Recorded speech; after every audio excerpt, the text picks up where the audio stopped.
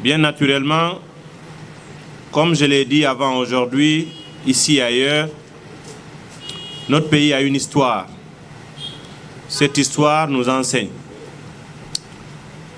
Reste à savoir, si on va regarder la réalité en face, on fait ce que nous devons faire, ou bien nous allons détourner le regard et faire semblant qu'on est engagé pour la Guinée et qu'on veut espérer que les choses changent sans que nous-mêmes, que nous soyons une partie de ce changement. Depuis 1958 jusqu'à nos jours, et quelqu'un l'a affirmé parmi vous dans vos prises de parole, fondamentalement, ce pays a été gouverné de la même manière. Chaque fois que c'est difficile, les gens choisissent de partir ou se taire. Mais est-ce que le fait de partir, est-ce que le fait de se taire a changé la Guinée dans le bon sens? Est-ce que c'est le cas? Non. Alors, on ne peut pas reprendre, emprunter tous les jours le même chemin et s'attendre à des destinations différentes. Ce pays, il est à tous ses enfants. La nature a horreur du vide. Si vous n'êtes pas là, quelqu'un sera là. Reste à savoir, est-ce que c'est la bonne personne? Si vous décidez d'abandonner, de renoncer, d'autres vont s'engager et faire de la Guinée leur business, faire de la Guinée leur propriété. Et c'est ce que nous voyons au quotidien. Partir n'est pas la solution. L'exil n'est pas la solution. Il faut affronter les problèmes de la vie. Parfois, c'est vrai, il faut les contourner pour trouver d'autres formules encore plus appropriées. Cela n'a rien d'être téméraire, cela n'a rien à voir au fait de se dire qu'on est têtu. Ce n'est pas de ça dont il s'agit. Il s'agit de la responsabilité. Il s'agit de savoir ce qu'on veut pour son pays. La dictature a été la chose la plus enracinée en République de Guinée. Cela a transformé les mentalités pour que ça prospère.